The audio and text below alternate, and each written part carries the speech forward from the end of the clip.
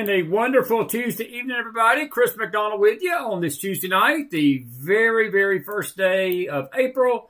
April the 1st, 2025. We believe nothing we see. We hear nothing. We believe nothing we hear, just like any other day on April Fool's Day. But this is no April Fool's. We have got the one and only, the absolute bestest, and she knows I'm not just making this up. Maghdalen Rose is on the phone tonight.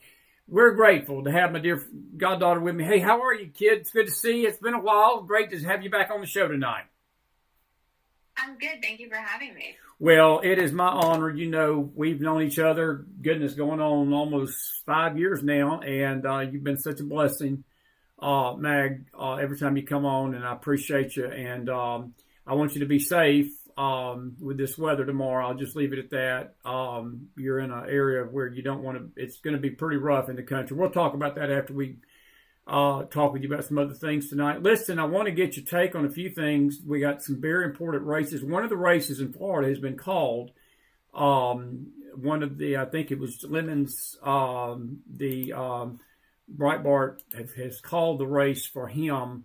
Fine is still up in the air, and then we've got this extremely important race up in Wisconsin relating to the Supreme Court.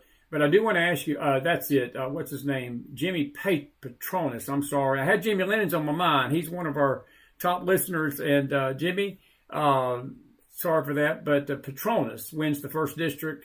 But fine is still out there. The votes are still out there. What you thinking on this tonight? Do you think the Republicans have gotten out today and voted?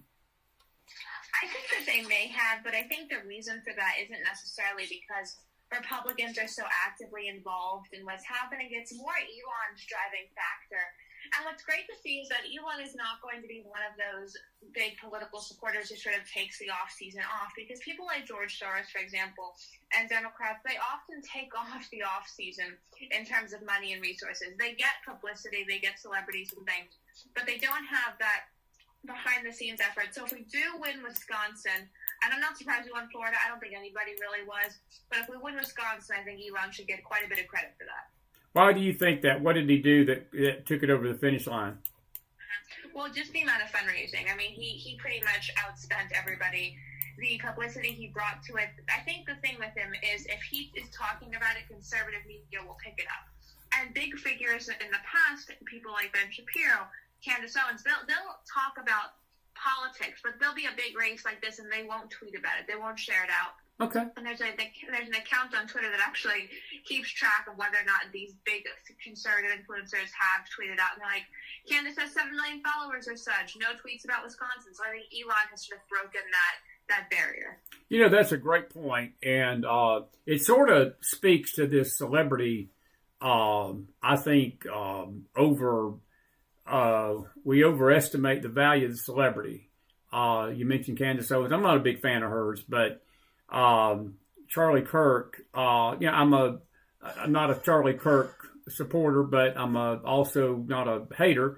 But, I think you make a great point.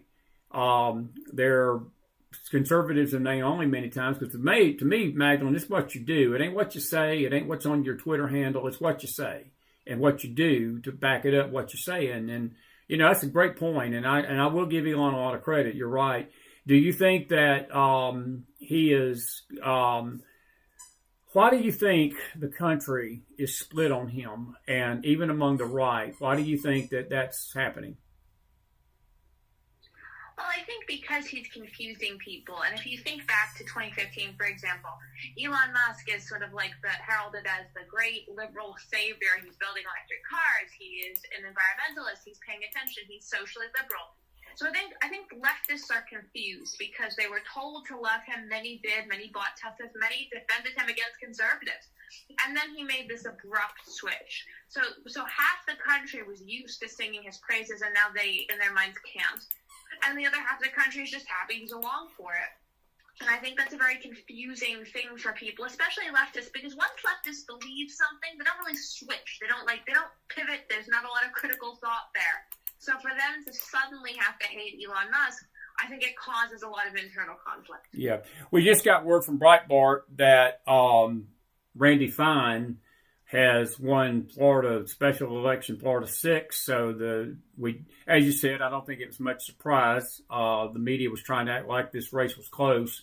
So we get 2 houses, 2 seats back in the House with Elaine Stefanik. I thought it was very wise move on President Trump's part to bring her off the UN. I didn't really see her being that big of an influencer there. And we needed her much more in Congress than we needed there.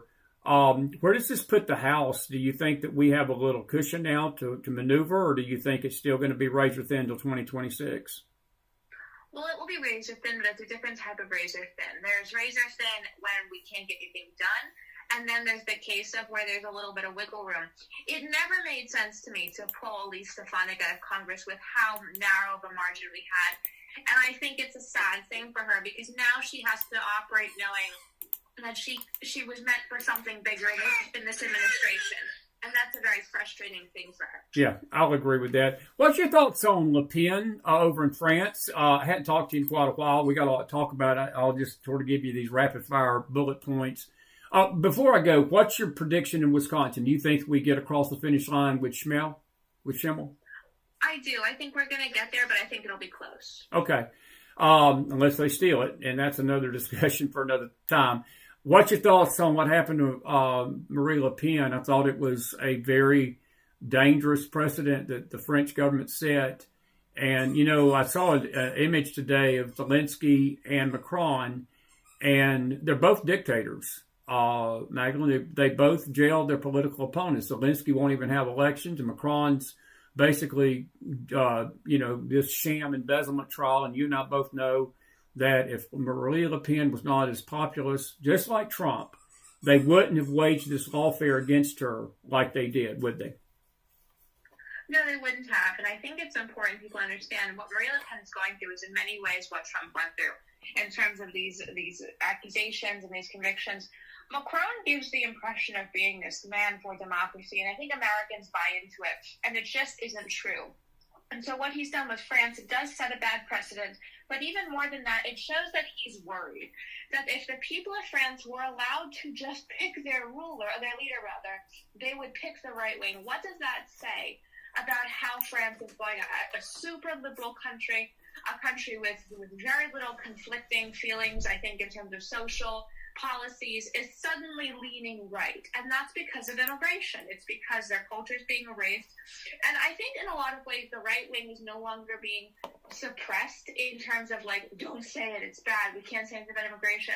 People are at a point now where it's too much, it's the tipping point, and that's causing a shift to the right. Yeah. Well, do you think that she would have beat him head to head? Because she can't run. I mean, they basically barred her from the elections. I think she would have swamped him in a vote. And a fair fight. I do. I think she would have beaten him, and I think he knew that. And this is the kind of thing, it reminds me a little bit of Nixon. They're coming back and trying again to get there. That's what she's doing. She spent her lifetime getting to this position, and it's abundantly clear what they're doing. But they canceled an election result in Romania, I believe. Yeah, they did. It's the same thing. This is what the EU does. And I think we have to look at the world in the U.S., and this is something Vice President Vance has really spoken about, and say the allies we have now, they are devolving into dictatorships and a strange authoritarian governance. And if we see that, we can no longer really align with them. In 10 years, we might be much closer in terms of partnership with Poland than we are with the UK. That's incredible. What's your thoughts? I read an article this week. UK is becoming a Muslim nation, Maghdalen, pretty quickly, and they're cracking down. I mean, they're literally arresting people for posts on Facebook. How does your generation view this? I mean, I know that we adults, and I don't mean that you're not an adult, but you know what I mean. I mean, we're older folks. I'll leave it at that. We, it's concerning, but I'm just curious how the younger generation views this tyranny that they see going on in the world. Does it concern your generation that people are being shut down for Facebook posts and things like that? And I'll even bring this down to the stuff they're trying to do with President Trump. Even now, even though, the lawfare with the DAs have stopped, the tyrannical judges have not. They're trying to stop his agenda through basically pipsqueak judges that really don't have the authority to do what they're doing. But I'm just curious, from your personal standpoint, but what about the kids out there? Well, how do they view all this? I'm just curious. Well, they reject it, and that's why the young right-wing boys have been growing, and they've been pushing forward, and they've been getting success. And it's young boys across the racial spectrum. There's really no limit to the amount of anger I think young men in this country have with censorship. And what the UK has turned into is really bad, and they have really been taken over by Muslims. And it's something that has been in the works for about 10 to 15 years. We started to really hear about it in 2018. That was when the first real reports and documentaries about the culture change began to come out. I remember seeing those as a young conservative. And I remember seeing the pushback and the idea that anybody who commented on it was like Satan. There was no worse thing you could be than someone who looked around and went, we have a problem in the UK. And now they're at a point where there's no really helping them anymore. There was a law that was passed or a requirement now in the UK criminal justice system that white male offenders will be given a harsher sentence than they would originally to account for their privilege. I just don't know how you say you're a free society and you are protecting human rights. That's happening. I know. Have you ever read? I know you're aware of the book 1984 with George Orwell, but do you think that even he envisioned this kind of dystopia society coming? Because 1984 was set in Britain. I mean, I don't know if people realize that or not. It was actually he was a British writer, a European, and he predicted this kind of society that was coming. Nearly, goodness, 84. That's 40 years ago now. Do you even think he foresaw this kind of a crackdown on free speech in these nations? And look, if it wasn't for President Trump right now, Maghdalen, can you imagine what me and you may not even be having this conversation tonight, buddy? I mean, we may not even be able to talk if Kamala Harris would have got in power with Waltz and the things I think they had planned for conservatives. Look, Trump has stood in the way of this, but there's no guarantee that, he's not going to be in there after 4 years. And what's coming next is anybody's guess. But I will tell you, it scares me that so many of these, like you said, these nations over in the European Union and other nations are cracking down. I think it's a foreboding of what's coming here eventually. I mean, what's your thoughts on that?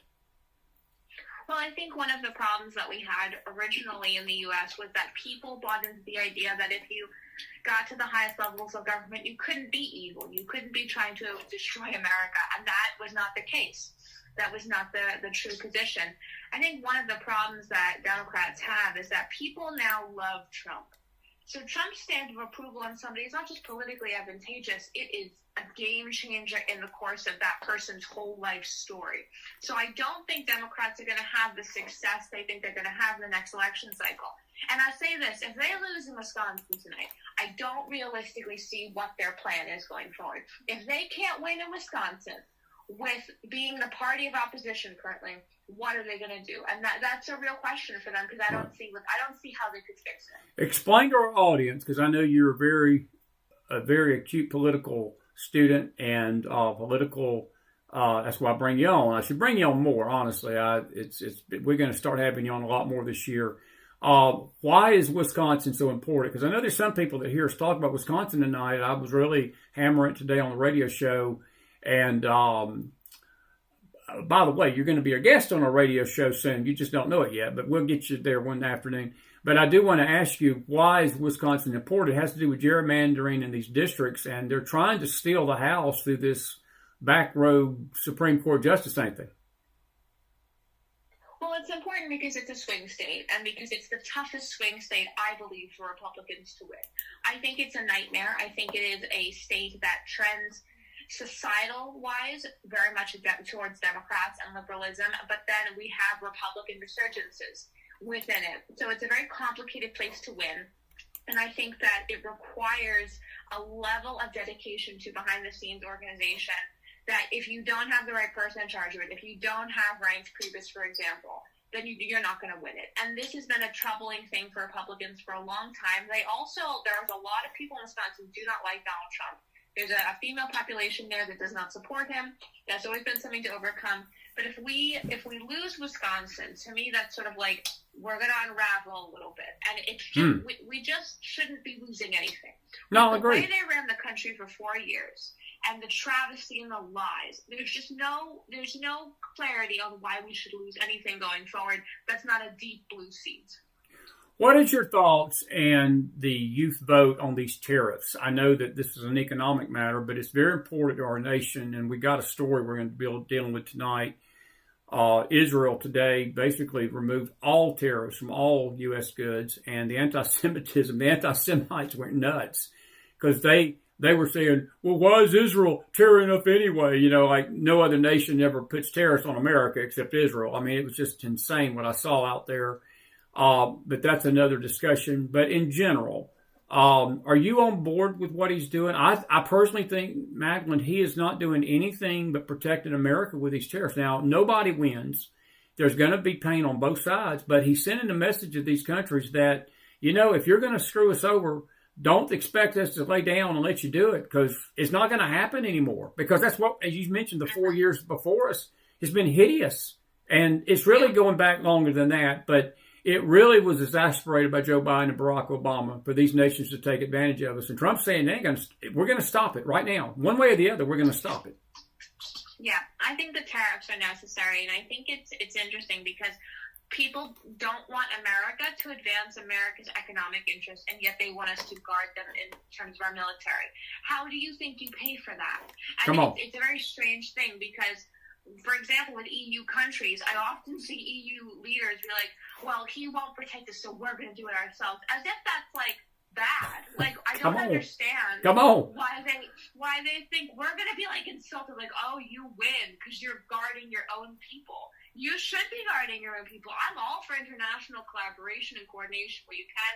I think intelligence sharing is important. But when we're protecting, like, Finland and England, I don't understand. It's ridiculous. Can you imagine if the United States was like, you know, we do too much military spending, so Canada's going to protect us now, and that's how it is. It's ridiculous. This entire world is built on the assumption that we will guard them. Yeah, it is comical. It is comical. You couldn't have said it better. I'm not going to even add anything to it. That's as well said as anybody can say it. I do want to ask you a question though. Is the young generation on top of what's going on with these tariffs? They're smarter than we give them credit for. You guys are, I think, more in tune. I know Jesse Waters has a segment, and he's got a guy that goes out there. I worry about the human race on those segments when he's asking some of the questions he asks to the spring breakers and the young kids. But that's why you give me such hope, Rose, because, see, you're a voice. You're a fresh oasis of water in a wilderness of young people ignorance. And I mean that seriously. I'm not being funny about that. But in general, does the tariff issue matter to most kids, or do they realize how important this matter is? The only place I see it really mattering is when young conservatives are happy about it. It's not the thing young leftists are complaining about. You always see the posts that Trump's destroying the economy. None of that's happening. And I think if you ask even the most hard leftist what they're upset about, they're never going to say tariffs. It's never going to happen. So I don't think it matters as much, but it does matter, I think, with the millennials, like 35 to 45, in that range. They care about it. I think it's supporting it for a lot of the reason why many of them voted for Trump this time. Yeah, I'm with you, kid. Ukraine, Russia, does Trump bring them together, or are we just basically dealing with two immature brats over there that want to kill each other and kill 1 million on each side and, drink whiskey to it? Well, I don't think that Zelensky understands that he's not going to win this war. Like, it's not going to happen. And it's been a really bad thing that the EU leaders and the NATO leaders have made him believe that he could. It's ridiculous. Ukraine was never going to defeat Russia. Even though it's been drawn out and all this, it was never going to happen. And they did a disservice to him and his country. And you even see Ukrainian leaders speak out about this. They were very frustrated as well because they knew what Zelensky wouldn't accept, which is that Ukraine was never going to defeat Russia. I think there can be an agreement for land with Ukraine, but the mess that Trump has to deal with now is because Ukraine feels empowered to continue trying to win.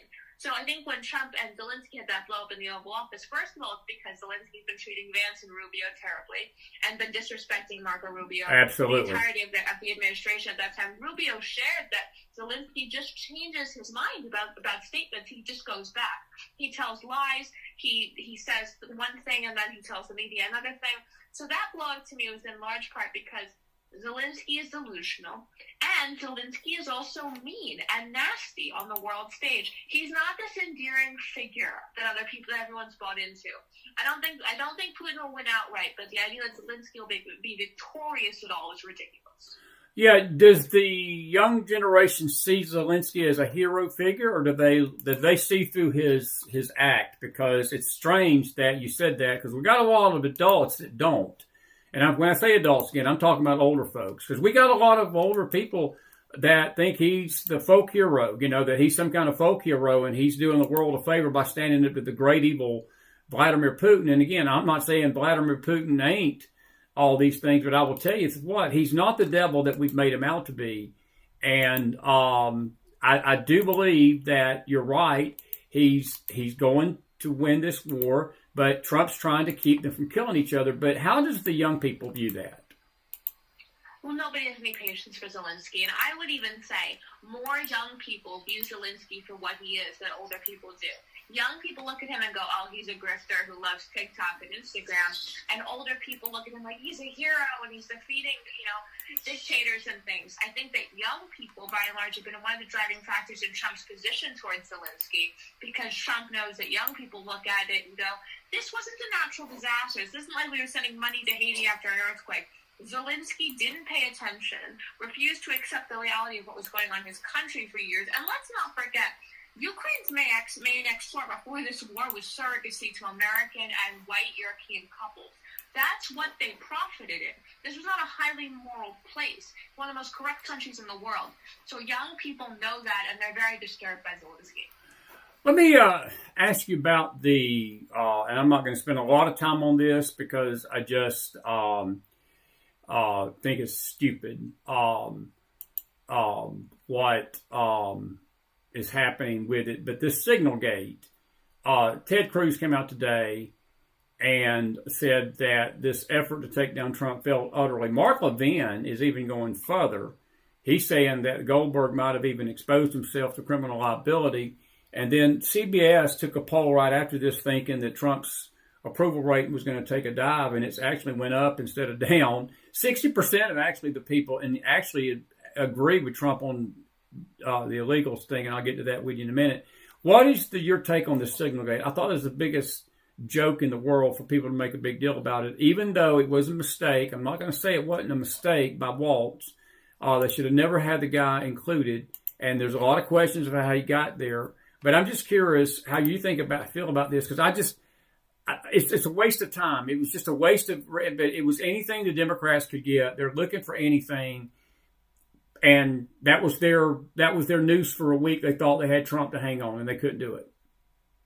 Well, I think with Signal, you're right, it was a mistake, and Waltz is responsible. This idea that it's Hegseth's fault is ridiculous. It's not Hegseth's fault. It was nonsense, and I feel that Hegseth should pay attention to how quickly the administration was willing to blame him for it. Even just certain people, not everyone. I don't think Trump did. But this was not Pete Hegseth's fault. But he will always be a target because he comes from the media world. So because of that, he has to be even more careful. That's what I would advise him with. And the administration was never going to step away from protecting Vance. So Hegseth is in a bad place. I think Waltz is not necessarily prepared for this position in terms of navigating the volatileness of D.C. I think he's a little bit naive, he's a little bit green, and that's unfortunate, but it is his fault. And I think he took accountability. I think he probably offered to resign. Obviously, Trump didn't take that.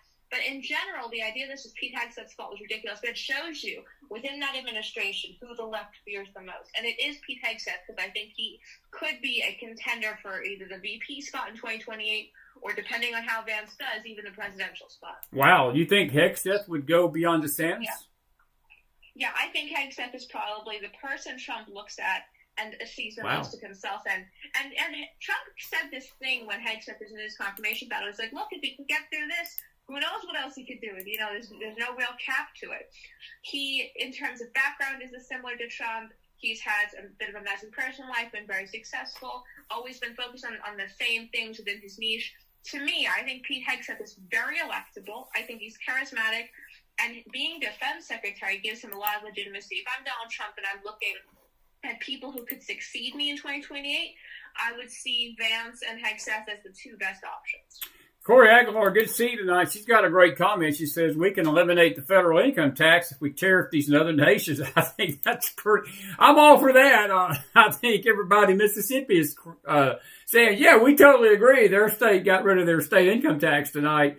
That's a pretty good idea. You know, Corey, I think we should elect Corey Aguilar as Department of Treasury Secretary. That's an awesome idea. What do you think about that?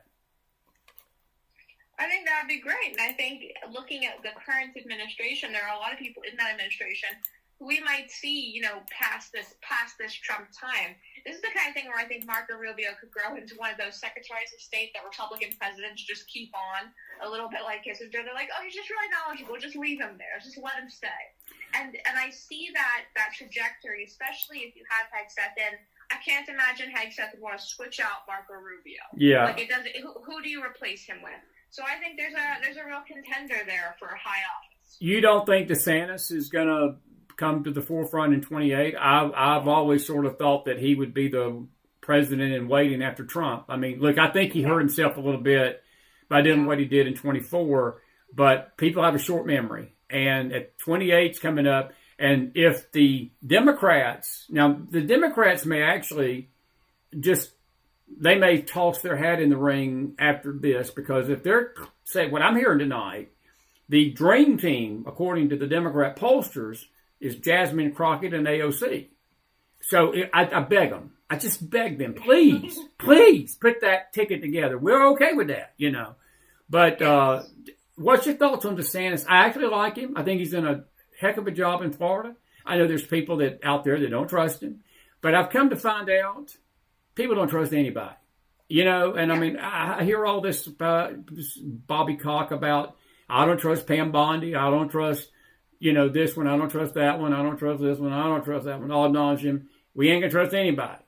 We got to put somebody in office, though. There's people that don't trust Trump. There's people that's throwing 666 devil horns on Trump on their Facebook post, and Elon Musk and all of them.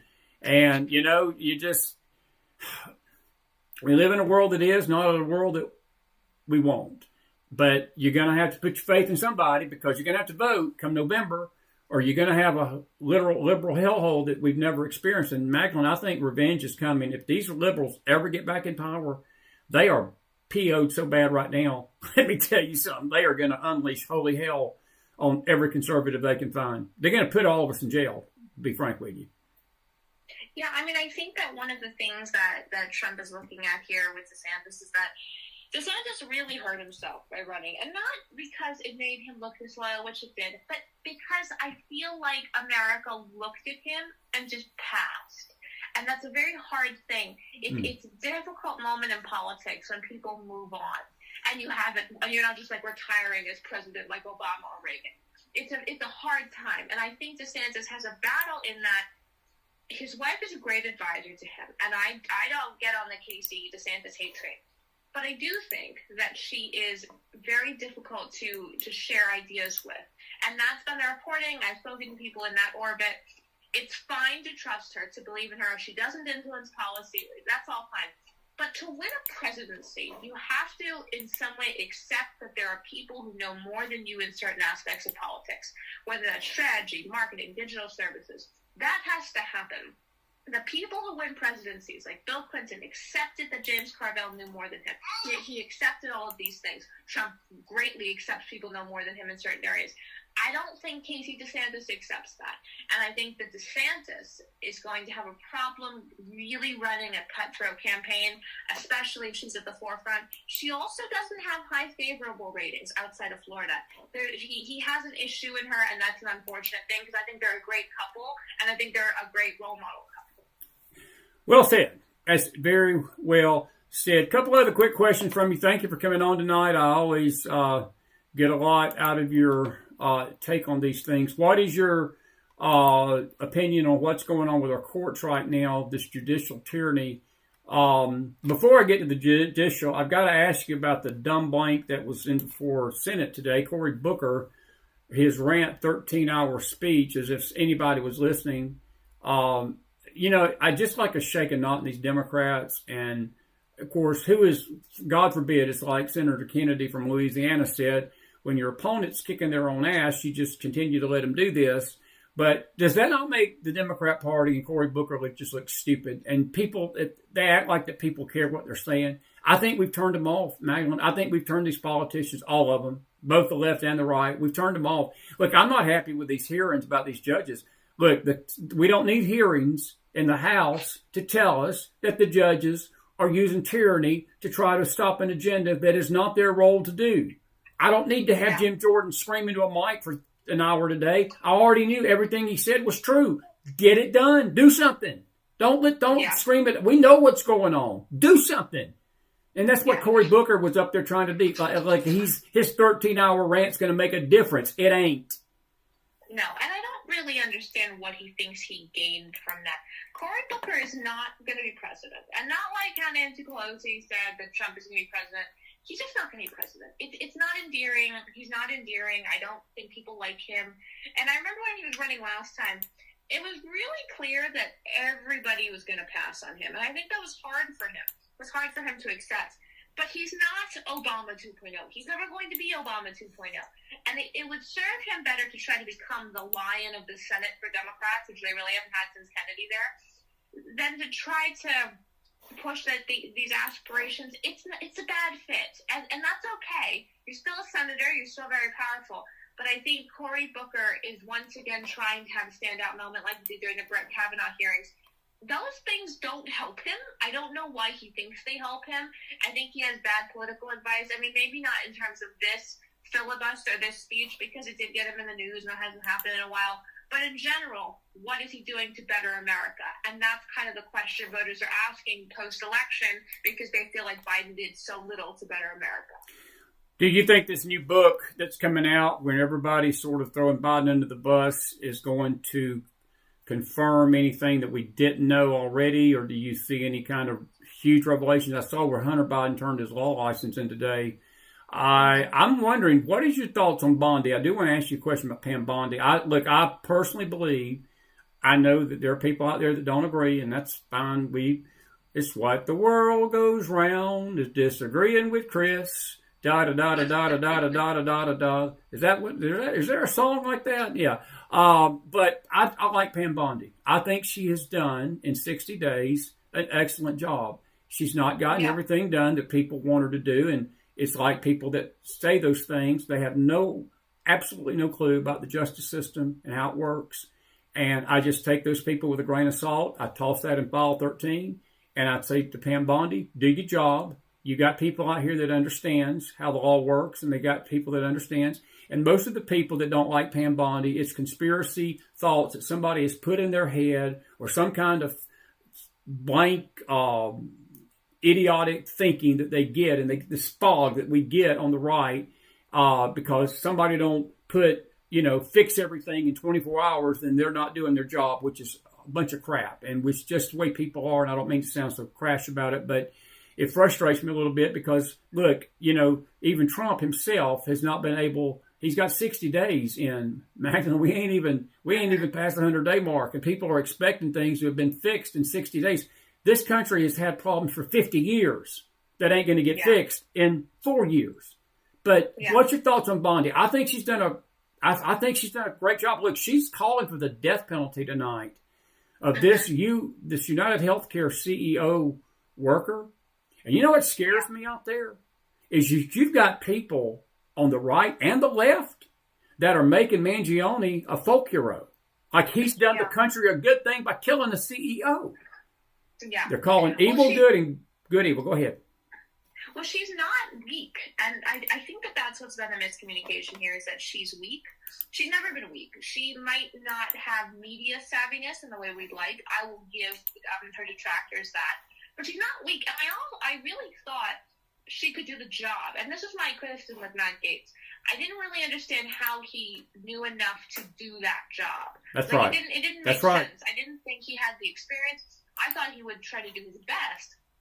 But being Attorney General it is thankless. It is never ending. There's no moment or gala where there's downtime. It's not like being UN Secretary. Not that that's not important, but it's a different level of responsibility. I think second to only Defense and Secretary of State, it's the most grueling position. And you're dealing every day with what's going to happen to millions of people, direct impact. Only Trump really and Pam Bondi have direct impact into that. So she's doing the job, and I think people want her to be a little bit more controversial or make big moves, but the amount of work the Attorney General of the United States does on a daily basis can't be overstated. So for her to take action like this, I think this is one of the few hires that in Trump's whole history, excluding Marco Rubio, where Trump has hired a perfectly qualified person who is ethical and able to do it. Maghdalen, I would say that about his whole cabinet. I've listened to commentators this week and last week, and look, you can say what you want to. I think this cabinet will go down, in my opinion, as one of the best cabinets that America has ever had, Republican, Democrat, or anybody. And you know why they're good? They're marching together, and they're staying together. They may have their little squabbles in the back rooms, but they're not bringing them to the front. They're not bringing them to the media. They're not betraying the nation. They're not acting like petulant children when they don't get their way and run to the New York Times with an inside scoop. Mm-hmm. That's not happening this go around. And Trump, I think, strategically picked these people for that very reason. Again, some of them made mistakes. I think Waltz made a mistake. And Pete Hegseth is, he's new to the job. And I just keep screaming. Be patient on the right, because these people are getting hammered as it is on the left. And we don't help with our conspiracy mind fog that we're in, and that everybody up there in D.C. is out to get us and all that. I'm not saying that the government is perfect. We're never going to have a perfect government till the Lord Jesus Christ comes back. But at least we've got people that are fighting for the country. And I personally have not seen anything that anybody has done, including RFK Jr. and Tulsi Gabbard, who, in my opinion, they're Democrats. And if you ask about trusting people, that would be my top two right there. And really, Tulsi, Robert F. K. is just Robert F. K. Yeah. But I'll be honest with you, I've not seen anything in 60 days that has given me any alarm, other than the fact that we can't get the right to stop griping and criticizing and complaining about something we should be happy about. Yeah, I would say that's true. I have no complaints with RFK at all. I think he's doing exactly what he was set in to do. He's making changes. He's pushing forward. I think Tulsi is doing her best, and this is the thing people don't want to accept. The things that Trump's cabinet are doing are the things the American people wanted. Everyone wanted radical transparency around any issue of national security, of gathering data on Americans. People wanted that, and Trump's cabinet is delivering it. So I don't really understand the criticisms from Republicans of what's happening. I think that Tulsi was not the strongest in the hearing where they were discussing the signal chat, but it was also not really it wasn't her call. Department. Exactly. Right. It wasn't her department. I think the fact that Mike Waltz was responsible for all of it. And to some extent, Susie Wiles, the chief of staff, who was in that chat. And the chief of staff is not a policymaker. They're an organizer and they're a guard. And to me, it's much more the Susie Wiles and Mike Waltz who made the misstep. But let's look at that misstep, honestly, compared to that of Biden abandoning Afghanistan or the invasion of Ukraine. We have to look at misstep in comparison to what we just went through, because the left tries to make it seem like it's Armageddon. When you have the fall of Afghanistan, the fall of the invasion of Ukraine, and the terror attacks and subsequent war with Israel and Hamas, is the signal chat? Does it really honestly measure up? It just doesn't.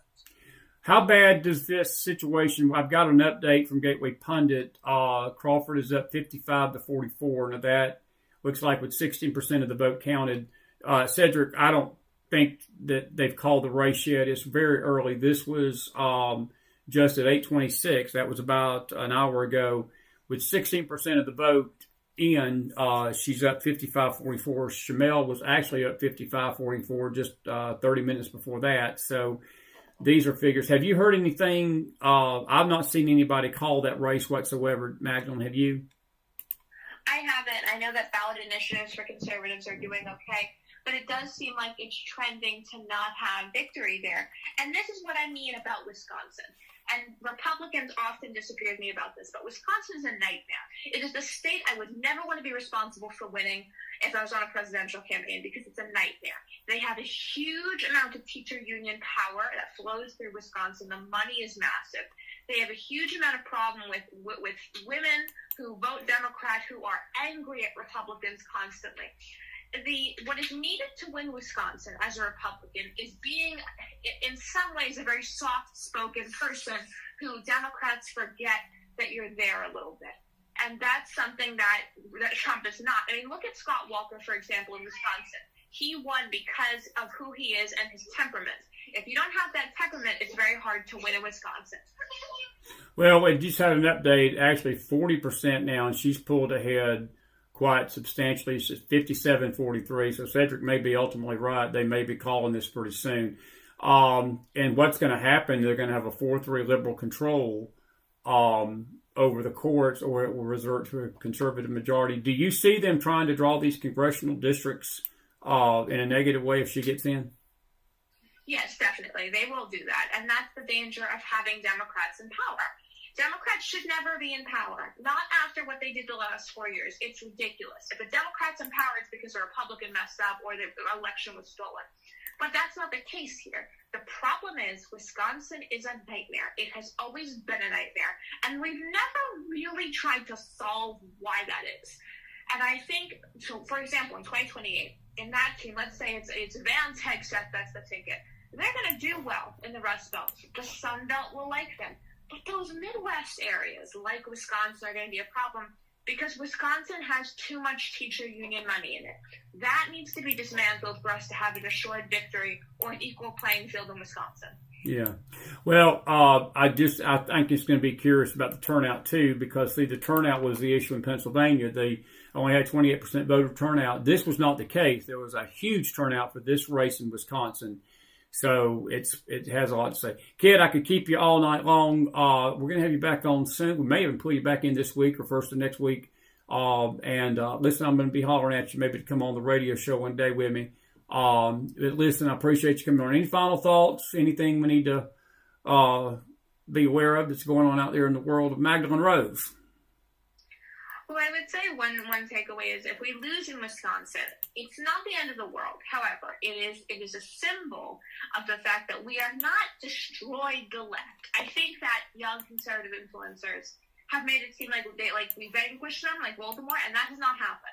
We beat them back, we won. But to vanquish a political party, you have to have specific strategies for each state. You have to be able to dismantle a state party apparatus. You have to cut the funding from the unorthodox sources like the teacher unions, which fund everything Democrat in Wisconsin. Unless you do that, you're never going to vanquish anybody. I'm with you there, and I think the media will spin this tomorrow as it's a defeat for Trump. I don't think it's a referendum on Trump whatsoever. I think it's just a bunch of Wisconsin liberals that have lost their natural-born mind putting this lady. This lady's more left than Bernie Sanders, Mac. I'm telling you, she was instrumental in letting a man that raped a 5-year-old child, basically gave him probation. And if these Wisconsin people, 500,000 of them voted for her right now, 518,000 votes for her, roughly 356,000 for Schimmel. If they can look me in the eye and tell me that's normal, and that's okay, they're okay with that, these people have a lot more problems than gerrymandering districts. They really do. They got no soul. And they got no character whatsoever. Yeah, I mean, that's true. And remember, there's a great deal of this country that is self-hating because they're Republicans or they're white or whatnot. And that is what the left is built on, self-hating Americans. Totally agree, kid. I totally agree. Hey, one quick question. What was your thoughts today about the House canceling the votes for the rest of the week? Yeah. What is Johnson's problem? Can he not get the right wing in that party to get on board? I mean, I think what he basically wanted to do, he wanted to vote by proxy, and Anna Paulina just raced holy you-know-what about it, and now the whole House is shut down. There will be no votes this week on anything. Yeah. Well, Anna Paulina Luna is pushing this bill or this rules change to allow mothers of newborns to vote by proxy. Fine, right. That's fine. Her timing, though, to do this, I feel that she was manipulated by Democrats because it's a bipartisan push. It's specifically spearheaded by a woman who just had a baby who's a Democrat from, I believe, Florida. And I think she was manipulated. I think she didn't realize that the left wing was using her to try to dismantle Johnson's ability to operate. Right. And I think she was short-sighted, and I don't think she understood. So this is my question. That's happening in the House, and Cory Booker shuts down the Senate with a speech. Do we think that that's not connected? That some Democrat strategists didn't advise that on both ends? Somehow, without controlling either chamber, Democrats are running Congress. And I think she was used a little bit as a useful idiot. I totally agree. And you got Adam Schiff tonight basically saying that he's going to indefinitely hold D.C. Ed Martin, the U.S. attorney, again playing politics. I don't know where it's going to stop, Maghdalen. I just don't know. I tell you, it's so frustrating. That's why people are fed up with government. They're just fed up with this process. And it frustrates me. It does. But it is the world we live in. Kid, love you. Appreciate you. Have a great night. Be safe in this weather, okay? I really mean that. There's some dangerous weather your way. God bless. And I'll talk to you soon, okay? Okay. Thank you. Maghdalen Rose, everybody. Put some fire in that house for her.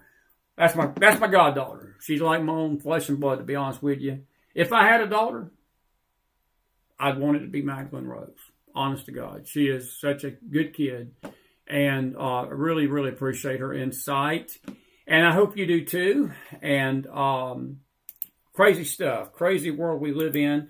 Couple of quick things. I want to show you that story that we were just talking about. And let me update you on the Supreme Court. As of this was just in at 8:20 tonight with 16%, 8:40. Actually, Cedric, your comment was correct. The decision desk has projected Susan Crawford as the winner in Wisconsin. Looks like she has pulled way, way ahead. This was at 9:41. This was just 9 minutes ago. And the voter ID referendum was basically put in place. And I tell you, folks, it's a sad state of affairs. I'm reading these stories tonight, and about the Congress, and then we have this situation in Wisconsin. The media is going to be running victory laps tomorrow. I can only imagine what the headlines will be on the New York Times tomorrow and the Washington Post and all of these liberal rag magazines. That Trump's agenda's stopped in its tracks now, but what it's going to mean, folks, is going to mean that we're going to have all hands on deck in 26, because that's what they're going after. This is a shot across the bow for 2026, because Wisconsin is going to redraw their districts, and they're going to basically make it to where they're going to gain 2 or 3 seats in the House. And folks, right now, that's all we've got is a margin of error of 3 or 4. And unless we have a red wave, and, the Lord can always do that. But stuff that's going on today with people like Mike Johnson, it makes you just not want to vote. I mean, I'm not telling you not to do that. We got to go vote, but it just frustrates the you-know-what out of you. I'll read this story to you out of Gateway Pundit tonight. And there's Paulina, and their headline in this is actually Trump agenda upended, as Representative Anna Paulina Luna and 8 other House Republicans. See, these Republicans is what's doing this.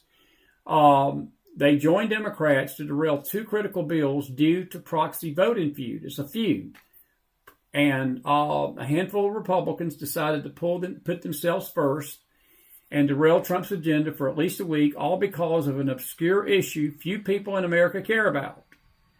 As the Gateway Pundit is reporting, Anna Paulina Luna dramatically resigned from the House Freedom Caucus on Monday, accusing her former allies of betrayal, blackmail, and abandoning pro-family values. Luna's departure stems from her fierce advocacy for a bipartisan measure that would allow new mothers and fathers in the House to vote remotely for 12 weeks following the birth of the child. The proposal, of course, was co-sponsored by a Democratic rep, Brittany Peterson. It gained traction through a rare discharge petition securing discharge signatures from over 200 Democrats and 11 Republicans. A discharge petition is a procedural tool that enables lawmakers to bypass leadership and bring a bill to the House floor if it secures signatures from a majority of members. House Speaker Mike Johnson refused to accept Luna's plan, labeling it unconstitutional. He and other GOP leaders attempted to block the petition by inserting language in an unrelated rules package on Monday night that would have effectively prevented Luna's bill from even getting a vote. So, what does Luna do? She acts like a petulant child. She takes her revenge today with the help of 8 other Republicans. And what she did, the 2 pieces of legislation under consideration would have limited district judges' ability to levy nationwide injunctions and mandated.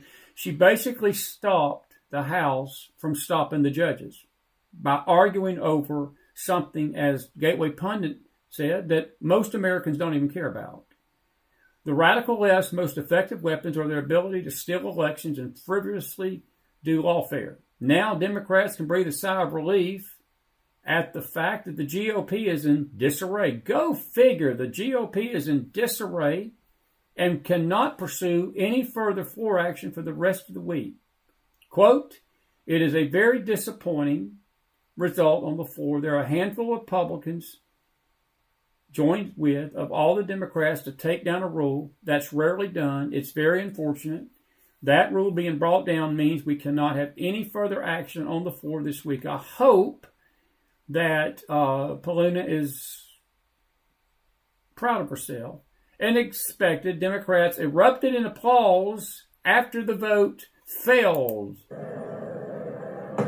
All members voted. They never wish to change their vote.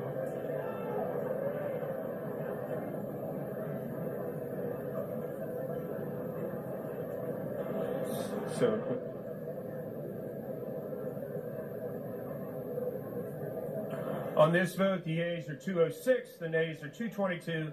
The resolution is not adopted. Without objection, motion to reconsider laid upon the table. And here are the 9 individuals that did that. I'm very shocked. Rule 20, they're unfinished. I'm really shocked that Tim Burchett of my home state, where I live right now, Tennessee, did with this. I'm very shocked. He can be a little radical sometimes. Very disappointed. But Mike Lawler of New York, Ron McKenzie of Pennsylvania, Max Miller, Greg Stubbe, Jeff Van Drew, Kevin Colley, Nick Lota, Burchett, and Anna Paulina Luna. Mega Favorite's name. He released a video calling Luna's legislative pretty reasonable. But Tim, what you don't realize is that you've got the left, and there's him, and I don't even want to play his stuff. It's not about parents. And let me just say this, ladies, and I'm not trying to, let me go over to Breitbart, because Breitbart has the same story. And there's some people on Twitter that was not too happy about this. Here's Mike Johnson. And folks, let me explain before I go to this story here. Let me explain why this is important. This goes to these judges. The House was getting ready to put a stop to this lawfare. And you heard Maghdalen tonight. There's no coincidence. The House is shut down now for a week. Cory Booker shuts the Senate down today for 13 and a half, almost 17 hours with his childlike, petulant 5th grade rant. What in the living you-know-what do we even put Republicans up there for? Why? Why? You would think after everything this country has gone through with 4 years, we get Trump back in office, we get what we want in November, we get a Senate majority, we get a House majority, and it's like we just say, you know, we don't care, just pooh, we throw it in the trash. This frustrates us to no end. Here is the Breitbart article. I'm going to put it up on the screen for you. We've got some news stories, and I'm going to take your questions tonight here on this Tuesday night. I will play Burchett's comment. I'm not happy with this. Listen to him. Hey everybody, Tim Burchett's leaving the House floor. Luna, tell us what we just did. We just changed the House rules to allow new parents to vote after the birth of the child. Seems pretty reasonable to me. And that's a sweet little baby right there. Anyway, Tim Burchett, thank y'all for sending me here. No, I'm not happy we sent you here, Tim. You hurt the country today. You hurt the country today. Not happy. Not happy. Really not happy. I want to read this article right here. Here's Mike Johnson. Here's Mike Johnson. Roll the tape. Well, it's a very disappointing result on the floor there. A handful of Republicans joined with all the Democrats to take down a rule. That's rarely done. It's very unfortunate in this case. 96% of House Republicans voted against proxy voting because they believe it's unconstitutional and they agree that it would open a Pandora's box. And so that's what we just saw. Let me just make this clear. That rule being brought down means that we can't have any further action on the floor this week. That means we will not be voting on the SAVE Act for election integrity. We will not be voting on the rogue judges who are attacking President Trump's agenda. We will not be taking down these terrible Biden policies with the CRA votes. All that was just wiped off the table. It's very unfortunate. We'll regroup and come back, and we'll have to do this again. Mr. Speaker, were you asking for too much? And that's why it's so important.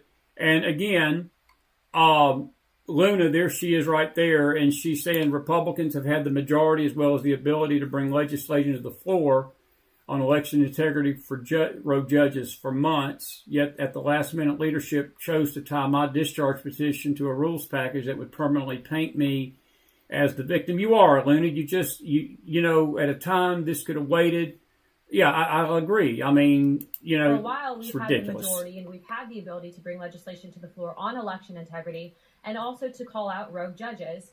And yet they chose at this point in time to tie this discharge petition killer to this rule that would also permanently paint me and the members supporting it. And I would like to also share that I'm one of the most conservative members of this body. I'd like to hold up my voting record to anyone else as not just being anti-election integrity, but also enabling a position that I don't typically agree with.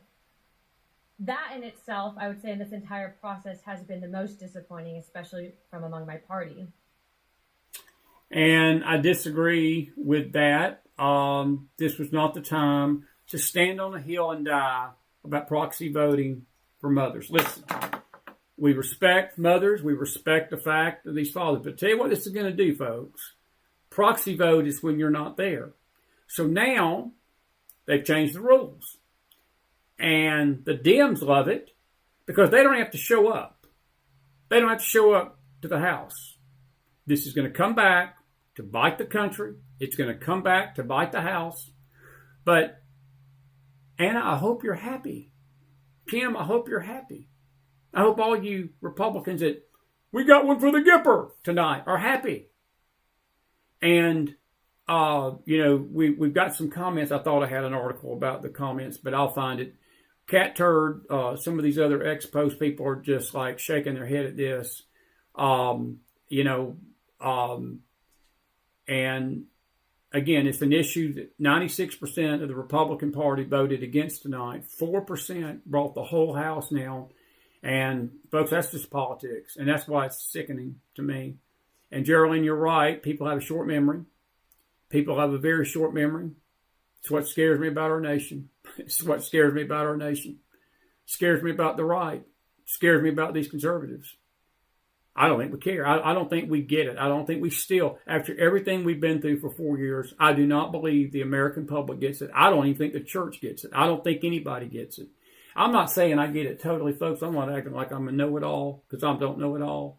That's why I bring people on this show like James Akers and Brad Johnson and Eric Caron and Maghdalen Rose and Atlas Linehan we're going to have this week, and other great guests, Judge Sherilyn Allen, that's coming soon. That's why I bring people on like Orlando Rodriguez and others and talk to them about things because Chris don't know it all. But I do know this. The forces that are trying to destroy this country are not going to stop. and we're giving them the ammunition. It's like we're not only handing them the gun to do it, but we're giving them the bullets. We're giving them the bullets. And, you know, you say, well, it was necessary for these mothers to have so much time to get back to Congress. Well, you know, again, I hope that Miss Luna and all those that was doing this today could have waited. Do you not think they could have waited to this till we got these resolutions passed about this judgeship? Yeah, they could have. And I will agree when she says they've had these things on the floor for months with the rogue judges. I disagree with that. We didn't have the House during the Biden years, and there was no way those bills were going to pass anyway. That's so disingenuous of her and her conservative voting record. You know, and again, that's how these politicians do. When they do something like this, it's always they defend themselves. They go out there and they defend themselves. I'm not too happy about this tonight. We'll get your thoughts on it in a minute. Got to show you a couple of videos tonight, and I got a lot more. I want you to listen to Newt Gingrich. We played this today on the radio show, and then we're going to talk about this weather tonight because I know a lot of people tuned in about the weather, and I need to talk about it before we get out of here tonight. Are you enjoying the McFiles Tuesday night so far? Man, Maghdalen Rose was great. I want you to listen to Newt Gingrich why this judicial welfare needs to be addressed, folks, and why our founding fathers distrusted the judiciary branch of government more than any branch of the three. It's a great speech. He gave this years ago, and I want you to listen carefully to it. Hang on to your questions because we got a few video and some stuff on the weather I want to talk about. Then I'm going to get to you tonight before we get out of here. Roll the tape. Read the Declaration of Independence. A very large number of its specific charges against Great Britain involve dictatorial judges. The fact is the Founding Fathers deeply distrusted judges. Let me stop it right there. Did you hear what he just said? Part of the reason for the American Revolution, folks, was King George was sending tyrannical judges over here to America to do to the colonies exactly what these tyrannical judges are doing in the country tonight. This goes back to the Revolutionary War. Roll the tape. Keep talking, Newt. And thought that the lawyer class was dangerous and that you could not give them unbridled power or they would undermine and destroy free society. Now, this is not some marginal position. Thomas Jefferson, asked about judicial supremacy, said, that is an absurdity. That would be an oligarchy. And it's doubly dangerous because, you see, if judges think that they are unchallengeable, they are inevitably corrupted. Corrupted in a moral sense. I don't mean taking money, but I mean in a sense of arrogance, in a sense of imposing on the rest of us. Lord Acton warned in the 19th century that power tends to corrupt, and absolute power corrupts absolutely. Notice he dropped the word tends. And the courts in the last 53 years have proven that Lord Acton's right. Because with each passing decade, the judges have become more hostile to the American tradition. They now openly talk about using foreign sources of information because, after all, the American Constitution is so old and so antiquated. A justice who believes that shouldn't be serving on the American bench. One of the major impediments and threats to democracy today is the very behavior of the law schools, which teach a usurpation of power in a way that is utterly unsustainable. Founding Fathers designed our Constitution based on Montesquieu's concept of the balance of power. We're supposed to have three co-equal branches. There can be no supremacy if there are three co-equal branches, by definition. Otherwise, you'd have a superior branch and two inferior branches. But it's worse than that. If you read Hamilton in the Federalist Papers, he says the courts couldn't possibly take on the legislative and executive branch because they would inevitably lose. Jefferson is the most clear example of taking on the judiciary. In the Judicial Reform Act of 1802, the Jeffersonians eliminated 18 out of 35 federal judges. Didn't impeach them, just abolished their offices, told them to go home. Jackson, in tackling the Bank of the United States, which he said was a overly centralized form of power, think of it as the earlier Bernanke. was told, well, the Supreme Court has said that it's constitutional. He said, fine, that's their opinion. He said, I have a different opinion. I'm the president, they're a court. They get their opinion in court. I get my opinion in the White House. Lincoln spends a large section of his first inaugural address explaining why the Dred Scott decision may be the law of the case, but cannot be the law of the land, and Lincoln refuses to enforce the Dred Scott decision while he's president, period. So people who come in and say, oh, as Nancy Pelosi once said, if the court speaks, it's as though God has spoken. Now, to be fair, having somebody from her branch of the party recognize God is an important step in the right direction. That's a while back. For the Democrats to claim it was God has spoken, they boo God. So give me a break.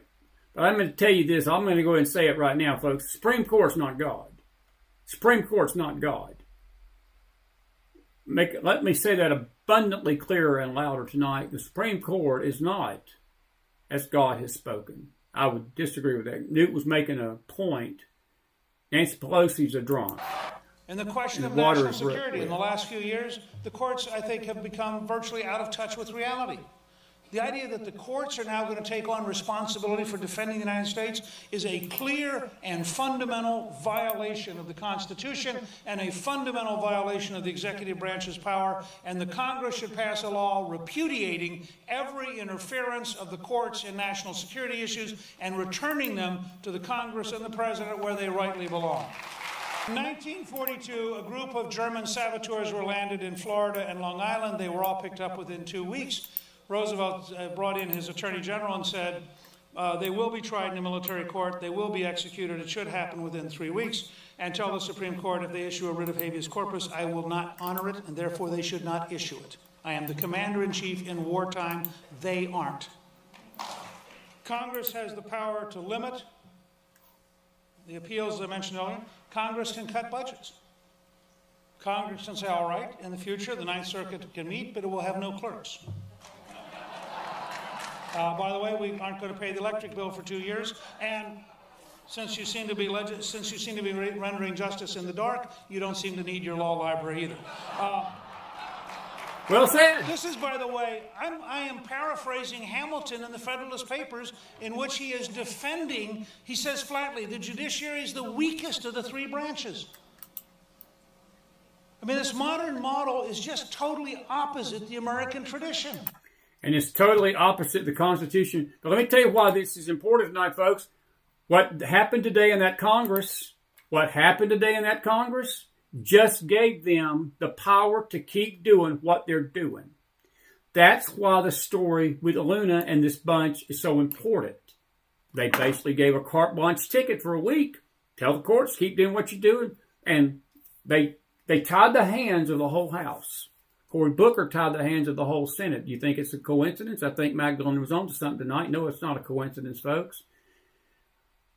J. Paul, or whatever her name is, was on Rachel Maddow's show over the weekend saying they've got a playbook. The Dems have got a playbook that they're going to cause insurrection in this country. They're going to go after, and they said, we're not going to call Trump a dictator, but we're going to make it very hard on his supporters, and we're going to make it very hard on the underlings, the cabinets and these lower level areas, and we're going to tear it down the foundation from the bottom up. And that's exactly what they're doing. That's why this is important. Here's Newt once again tonight. This is a little more recent. This is Mark Levin with him over the weekend. It's good stuff. Roll the tape. At the America's New Majority Project, we just did a poll last week. 81% of the American people believe the federal government's corrupt. 81%. This is an enormous danger to the survival of freedom when you have 8 out of every 10 Americans believing that the core system is corrupt.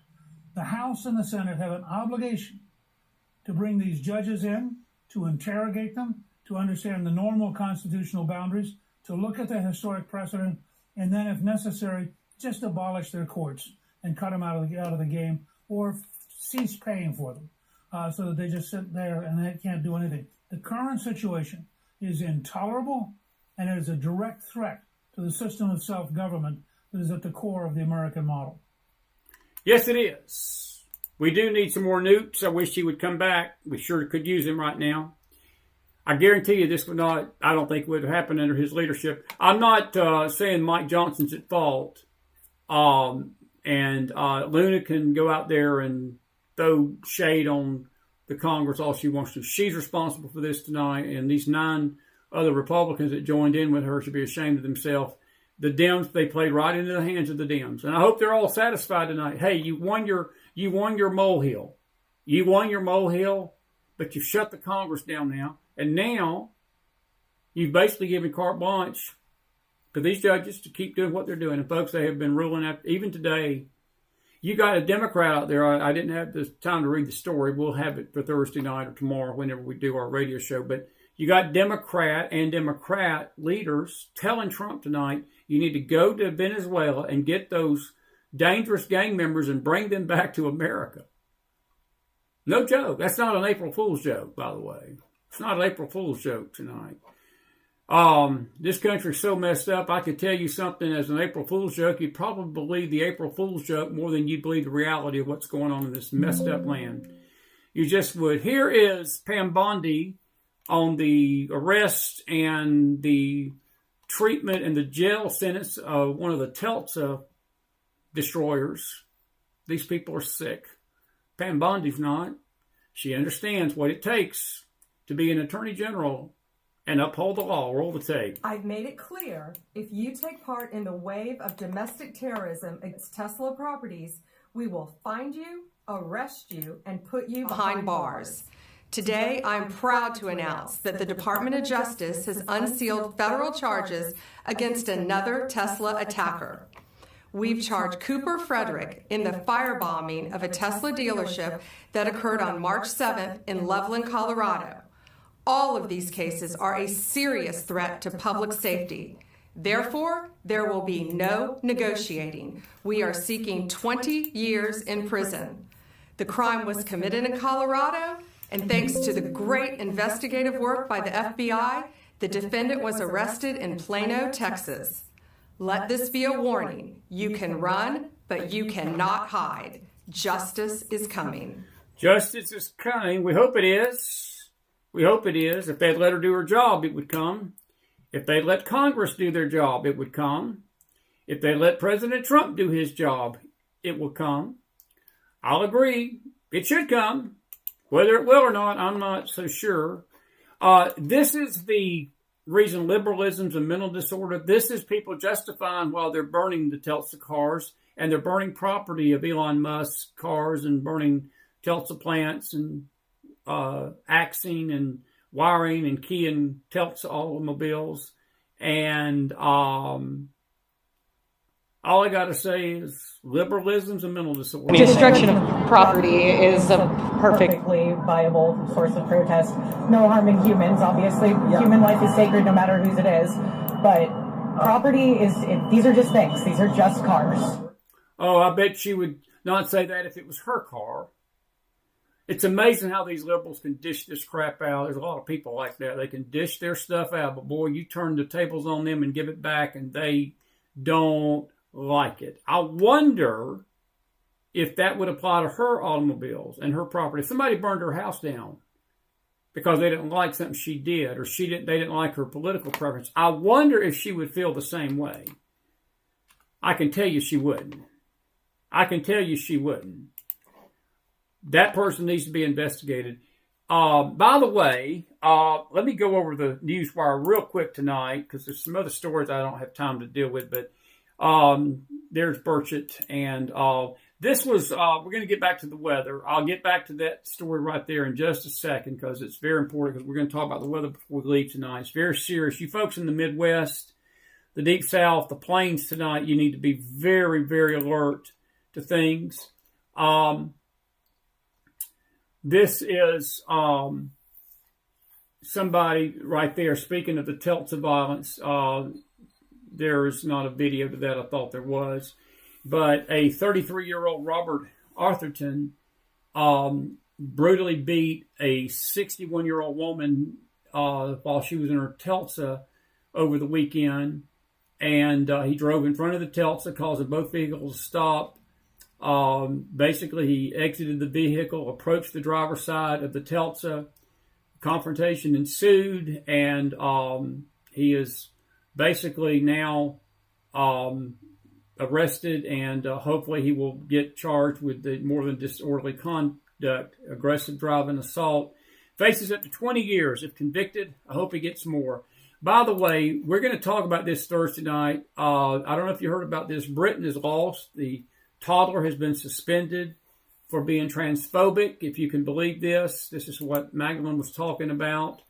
And I don't doubt it. I wanted to talk about this story here real quick. Because I want to mention this tonight. Israel. We had some folks that got a little upset with us last night about some comments we made about the tariffs in Canada and other cities, but that's all right. I don't really, look, I love you guys, but, you know, we call balls and strikes here, and we call it like we see it. Israel announced today that it would end all tariffs or customs duties on U.S. imports just one day after President Donald Trump was set to announce reciprocal tariffs in a Rose Garden ceremony, dubbed Liberation Day.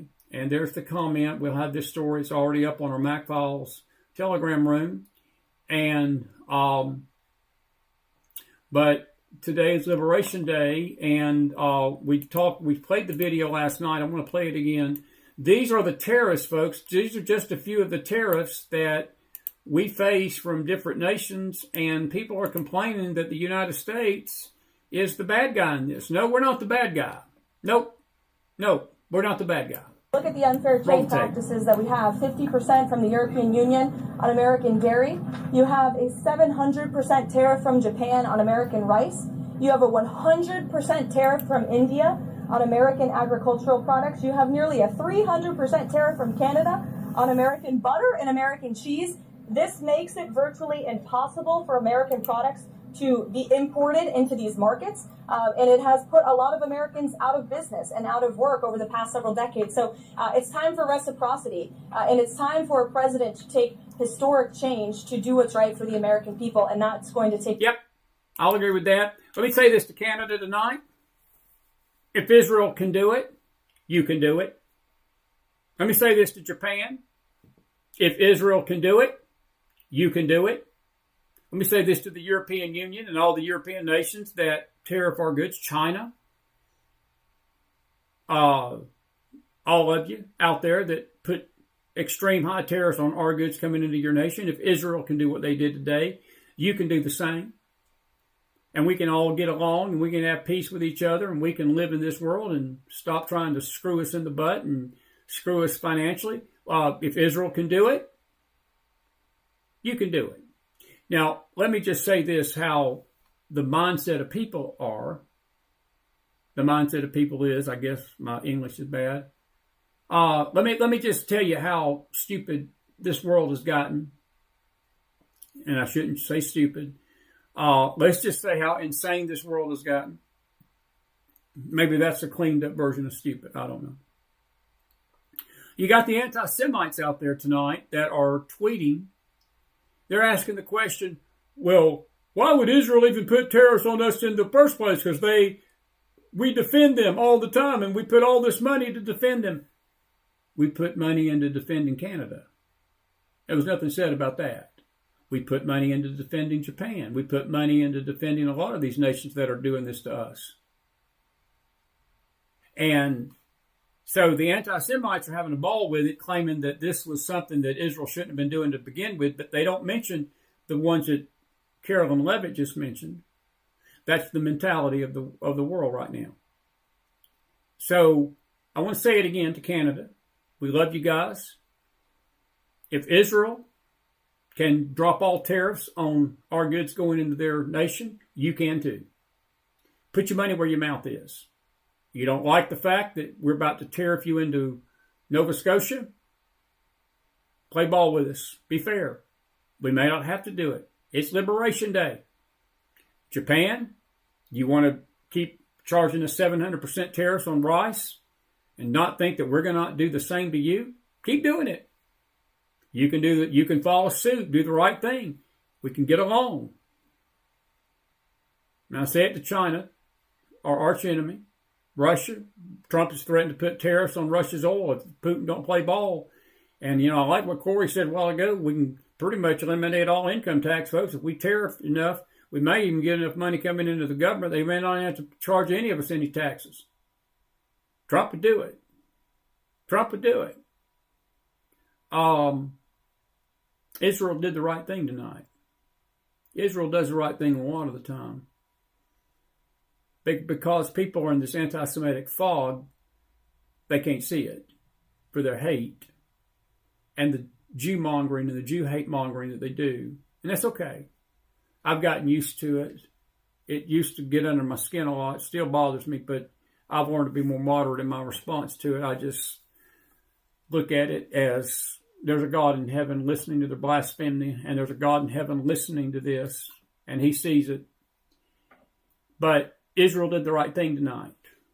So if you're upset that America is doing Liberation Day on your nation for tariffs, talk to your government and then tell them that maybe we need to come to our senses like Israel did, and we don't need this war because we can't win this tariff war with America, because you can't. You can't. Both parties will suffer, yes. It will cause pain. It will cause great difficulty short term for us. But, you know, they were interviewing some of these people yesterday, some of these industry people, and there was one guy that said, I expect it to be harder for my goods to go into a certain nation. And the reporter tried to corner him. He said, well, then you don't agree with Trump's tariffs then. And he looked in the reporter's eyes and he said, absolutely I do. He said, I don't care about the short-term pain. He says, I get it while Trump's doing it, and I get it while we have to do it because we can't get a fair shake from the other side. So I think when it comes down to it, America agrees with what Trump's doing. I'll ask you in a minute. We're going to get your comments on this. Israel did the right thing tonight. Israel did the right thing tonight. Good for them. And other countries can follow suit. We're going to go back to this article soon here. Pastor Solomon Johnson, what's up? That's Pastor Johnson from Liberia. He must not know I'm on air tonight. But anyway, that is some of the things that we want to talk about. Let me show you this story. I'm going to come back to this story about the toddler later this week. But this is a CBS poll from yesterday. Nearly 6 in 10 Americans support Trump's mass deportations. And this is the Democrat right here. This is Jamie Raskin demanding that Trump fly hundreds of suspected gang members deported to El Salvador last month back to the United States. You can't make this up. This is not an April Fool's joke, folks. This is not an April Fool's joke. I call on my colleagues right now to call off the campaign to impeach federal judges for doing their jobs. I call on them to demand that the Trump administration comply with all judicial orders while appealing whichever ones they want to appeal, and to demand the return of people unlawfully taken to El Salvador on that so-called plane full of gangbangers. And I especially call on them today to denounce all violent threats, doxing, online vilification, and threats against our judges. This is the Judiciary Committee of the United States House of Representatives, and we should act like it. I yield back, Mr. Chairman. Yeah, I'd yield back to you, Jamie. Hold your breath, because I'm going to tell you right now, these guys ain't coming back into this country. You heard what Newt said, folks. The president can tell the Supreme Court to go pound sand. He can tell these federal courts, these lower courts to go pound sand. They ain't got no jurisdiction over him. I tend to agree with what Dennis Floyd said earlier. I was reading some of the comments that you can't trust the Supreme Court. We can't trust Roberts. We can't trust Amy Coney Barrett. Can't trust any of them, folks. Can't trust any of them when you get down to it. Gorsuch has not been perfect. None of them. Kavanaugh. And they pick and choose their battles that they want to die on. It's funny. I don't know if you heard Kagan today. They played a clip this afternoon on, I think it was Martha McCallum's program, and Elena Kagan was seen in a video back in the fall telling a conference that she did not believe that the court should be dictating to the president policy. but she was saying that while Joe Biden was in office. So you see, that's the hypocrisy of the judges. They're okay with there not being any of this taking place while a Democrat's in office. It's just okay now because Trump's in office. And again, that's what makes us sick to our stomach. I got to play you this video, and I'm going to get your thoughts tonight. I got other things to talk about, but we're going to have to wait and hold off till Thursday. But this I've got to show you. This is Leslie Stahl today, or yesterday on 60 Minutes. And this is, I'll put this in perspective. This is from Vivid. This is a Jewish person on X. And he says, I can't believe my eyes. Leslie Stahl had the audacity, this happened last night, ask a Jewish hostage that was under the control of Hamas, who was tortured and starved, if Hamas really meant to starve him. Or, in Leslie Stahl's world, they just didn't have enough food. Now, the reason she would ask that and say that, throwing shade on Israel, because in Leslie Stahl and the liberals' world, the Israelis are the problem, and then poor Hamas terrorists are starving to death because of Jewish policy.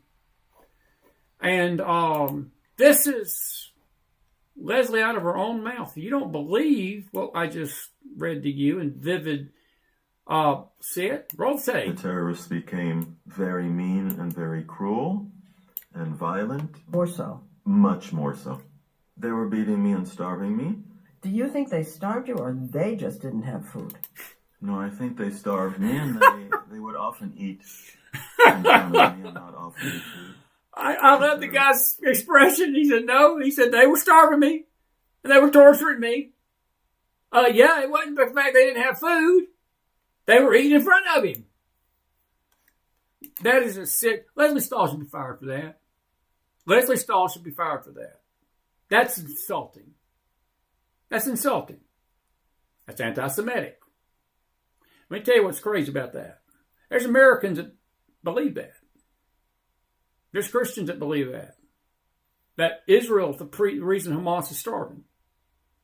God forbid that they tortured this man and starved him to death almost. But no, the reason they did that is they were hungry. So the food that they could have given him, they had to eat for themselves because Israel's policies are so apartheid. And that's how anti-Semites think. And that's how the Jew hatred of this world has caused this world to go insane. But that's Leslie Stahl. That's the one and only Leslie Stahl. Shouldn't she get just Journalist of the Year for that one? All righty. Need to talk about the weather. Give me 5 more minutes, 10 more minutes. It's late. We got to get going, and we got to take your questions tonight. We're going an hour and a half, and I don't want to go much longer. But tomorrow, and it's already starting tonight, we are going to be starting a Weather Channel soon. I'm still working on the name of it and all, but I want to put up a few charts tonight before we leave you. This is the area of the country tonight that needs to be alert. In the heart of the center of the country, there's already tornado watches out in Oklahoma. We are looking at a setup starting tomorrow, really starting tonight, for a major tornado outbreak in the heartland of this country. That is the first tornado watch of probably several. And this one goes until midnight tonight, actually 1 o'clock Eastern. And it's in Oklahoma, Kansas, and Texas.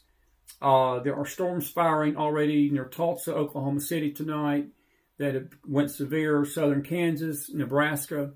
And in that darker orange, that's the enhanced risk. There's 5 levels of severe risk at the Storm Prediction Center. Let me get my whiteboard out here. This green area here is level 1, level 2, level 3. And there's a level 3 risk tonight that tornadoes, large hail damaging thunderstorm winds are possible in these areas, and that's basically northern Oklahoma, most of eastern Kansas, extreme western Missouri, near the Kansas City area. But there's a slight region all the way really from southern Iowa down into North Texas, including Dallas. But this is a precursor of things to come. This is not the main show, even though there's going to be some bad weather tonight. If you go to bed and you live in that area of the country, make sure your phone is on alert. Make sure if you have a weather radio, it's set to wake you up in the night. These storms are very dangerous to begin with, but trust me, you don't want to be left without being warned. What's happening is we have got a massive, and I mean just a massive inflow of moisture that is coming up from the Gulf, and it's going all the way up to the Great Lakes, and it's taking its sights on this part of the country right here tomorrow. And you've got winds coming in from the southeast and all this moisture from the Gulf, and then there's this trough that's coming, and there's other winds. The jet stream is coming this way. And what's happening is there's going to be so much wind shear in the atmosphere tomorrow. There's going to be a turning of the winds in this part of the country, probably more intense than even it was this weekend. I got something to say about this weekend and yesterday here in southeast Alabama, where I was at yesterday and just missed. But I want you to look at this very carefully. This is tomorrow's outlook, and this is where we don't see this too often, but we're looking at something tomorrow in the heartland of the country. That enhanced region gets bigger, but there's also a little area hatched out here right around Memphis, southern Indiana, southwest Kentucky, northeastern Arkansas of a moderate. That's a risk 4 level. You get those probably 3 or 4 times a year, if that. Sometimes you don't get them but once. There's a possibility that this could be fuchsia color tomorrow. They're thinking that there may be a high risk of 5. And what the Storm Prediction Center is saying, and I'll just put this up real quick. Basically, this is the threat for, I think this is the threat for damaging tornadoes. This is the wind outlook. Damaging winds first. There's a 30% chance of damaging winds in that area of the country right here that you see hatched out in the dark red. And when you see those little lines, like these little lines here, that means that they are expecting some isolated winds that are going to reach over hurricane force, possibly 80 to 90 miles an hour. The possibility at least exists for that. That's tomorrow. And then you've got the hail outlook. It's not just going to be the wind, it's the hail that is going to be a possibility because of these storms being in such an unstable environment. 30%, and again, that hatched out area there that you see there in that little hatched out area, that is where the most violent weather could occur. And again, there's going to be the possibility of hail up to 2 inches in diameter. That's hen size for baseball size hail, folks. So that's dangerous. But the more dangerous thing too, and I say two, it's all 3 threats combined, is this right here. This is the tornado outlook tomorrow. And that little hatched area in the center of the country, right in the heartland of the South, in Tennessee, in western Kentucky, Mayfield, Kentucky, where it was like got wiped off the planet here about 3 years ago with a tornado in December of 22. But this same region right through here, there's a possibility of long-tracked, violent tornadoes. We have basically a scale that we rate tornado strength that just really is dependent on the damage and the winds. EF1 being the lowest, EF2, EF3, EF4, EF5. They're expecting tornadoes tomorrow in this region, in that red section, that are going to be very intense. You could be talking some EF3s, EF4s that have winds close to 170 to 200 miles an hour in them. There's a possibility, because of the instability and the heat and this coming together, for a 2 to 3 day severe weather event. And then what's going to happen, this event, usually these systems would move east and be done. This one's not going to happen that way. This is going to stall out. And this whole region that I'm drawing in this line tonight, and let me change the color of this if I can get it to find it. There we go. Let me change this to red. It's very important. I'm going to take your questions here in a minute. But this whole region right here is going to be under the risk for catastrophic flooding throughout the weekend, going into the weekend. there's a possibility, we call it training in weather, where thunderstorms move over the same area. And these thunderstorms are not going to progress that far east. They're going to be stalling out in this same area, and there's going to be flash flooding, catastrophic flooding from northeast Texas all the way up through Ohio into Pennsylvania. Even you folks in western New York need to be on the alert for that. And then finally Sunday, that will sort of take aim at the southeast. We're not sure how much severe weather will be down here. But folks, let me tell you this. These are very dangerous storms. And you need to take them seriously. You need to make sure that you have a way of getting warnings at night and during the day tomorrow. It's likely this area of the country will be under numerous tornado watches. There will probably be some particularly dangerous situation tornado watches. There's going to be deadly storms tomorrow in the mid part of the country. We are in the process of starting our own weather channel here soon. We're trying to get a name for it. And we'll be live at times when these severe weather outbreaks break. It's not going to be the last one because we're just getting into the peak season of tornado season. But I want to show you something that happened here yesterday where I'm at in southeast Alabama near Dothan. I was just probably 5 minutes getting into town. And on the southeast side of Dothan, this happened. This is from WDHN, their local station here. And this hit a prep school. 5 kids were basically hurt. This was not even, it was one of 2 tornadoes that touched down back to back in a matter of minutes. But this is the one that hit downtown Dothan. I want you to watch this. This is yesterday. Well, that's the ad. Hang on just a second. Let me get the ad off. This is why we don't do ads on the show, because we don't want to have to, or you come on, give me the skip button. We'll just wait. Hang on just a second. Let me get the, I don't even know what that is. Hang on just a second. Bear with us here. I thought we had it queued up to bypass the ad. I guess we didn't. Come on. All righty. Here we go. This is the tornado yesterday as it rolled through Alabama. I thought we had sound of that. That is, it came down around probably 11 yesterday morning, 12 right at lunchtime. Look at that. They caught it as it blew through. And you can see the tin. You can see the things being blown in the sky.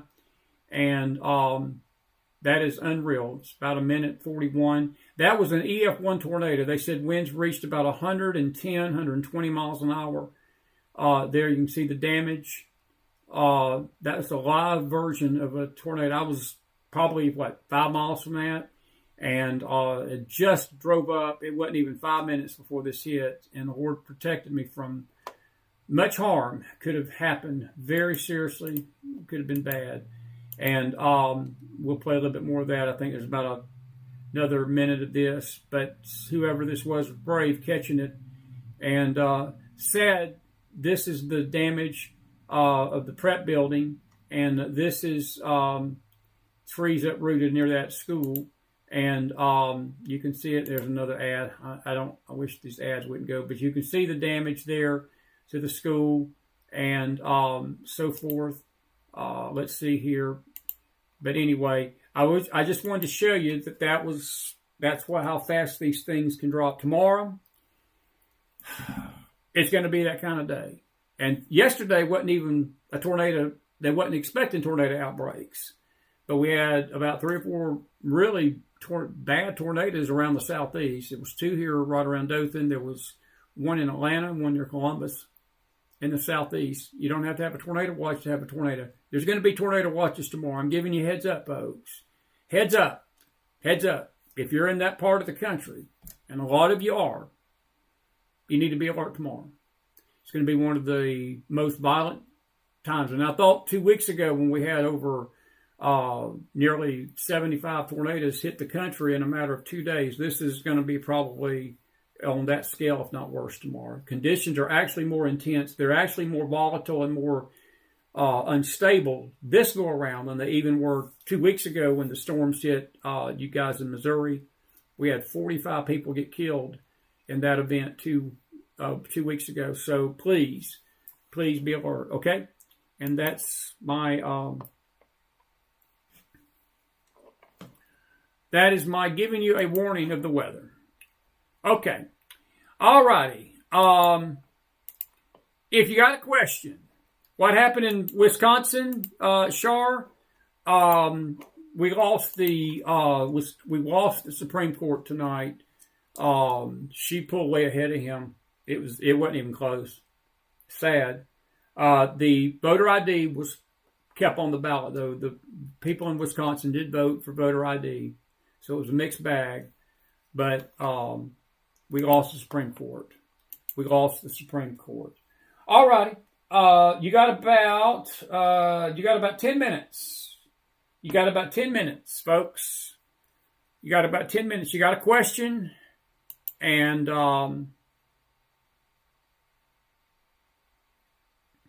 got any questions or comments? Yes, Deb, Vietnam just dropped all the tariffs on the U.S. too. There's other nations that are doing it. Israel did it. People want to have peace and not get tariffed to death. It's Liberation Day. Trump said he wasn't going to do it on April the 1st because he said people would think it's an April Fool's joke. There ain't going to be no laughing tomorrow. And if I was other countries, I'd take a good lesson from Vietnam and Israel. I would. I think Trump means what he says. All right. Carol says, as far as the terrorists, what's good for the goose is good for the gander. Eve, any voter fraud? Are you joking me? Eve, she won 60 to 40, 61 to 39. That's not voter fraud. You know, I keep hearing this stuff about voter fraud, even I'm not directing this at you directly. I said it on the radio today, folks. You know what I want to know is how many Republicans didn't go vote. Voter fraud? It's called voter apathy. It's called, Wisconsin's just a liberal loon bomb state. You heard Maghdalen earlier. Wisconsin's a hard state, folks, for Republicans. It's a liberal state. It's always been liberal. If this is what they want, this is what they're going to get. Scott, what was his last name? Scott Park, what was his name? She said it, and I can't remember it. Scott Walker was the only Republican that ever was any hope of a Republican-type run government in Wisconsin. Wisconsin has been a liberal hell since. Voter fraud, Eve? It's always our crutch to call it voter fraud when people just don't go vote and when people want a liberal Supreme Court. No, it ain't voter fraud. It's not voter fraud. You don't win 61 to 39. If it would have been 50 to 48 and she squeaked out, if Shamel was up 30 points or 30,000 votes by the time the polls closed or right after they finished counting, I'll put it like this. If Shamel was up by 30 to 40 or 50,000 votes or 100,000 votes with 98% of the precincts reporting, and then all of a sudden she won with the last few precincts, that's a different issue. This is not what happened tonight. No, she smoked him. She smoked him. Says a lot about Wisconsin. Says a lot about Wisconsin. Stephen, I don't know if he can hold a vote. She don't need to be expelled, Stephen. Look, she had a mole to dawn. I'm disappointed. I don't think that that's necessary. Why would you want to expel her? Why exactly would you want to expel her? She wanted to prove a point. She got her point proven. These 9 Republicans proved their point. I hope they're proud of themselves. No, I wouldn't expel them, you know. But what they've done, they've tied the hands of Congress for a week now. Why would he even want to expel her? I mean, they got a right. They got a right to do it. They got a right to do what they do. I don't have to like it, but they got a right to do it. And you know, and the way I look at it, Stephen, if you don't like it, then when the time comes to vote her out, primary her. If you're down there in Florida, it may not be where you're at, Steve, but that's how we deal with this in America. We, you know, look, there's far worse things to expel people from Congress. If they're not going to expel Jasmine Crockett for what she's doing, and AOC and Paul basically calling for an insurrection over the weekend, they're not going to expel. We don't need to expel Luna for this. This is on a scale of 1 to 10. Again, Johnson is right. It's an issue. Gateway Pundit is right. It's an issue that probably 2% of Americans even would care about. So on a scale of 1 to 10, this is a 1. But this is the insanity of our government right now. You can take a 1% issue and they can shut the entire Congress down over a 1% issue. Isn't it insane? That's insane. But that's what they've done. Cory Booker gets up and runs his mouth for 13 hours today over nothing, just ranting and raving. Nothing but ranting and raving. How does the Senate floor allow such? Republicans. Not standing on their thing. But anyway.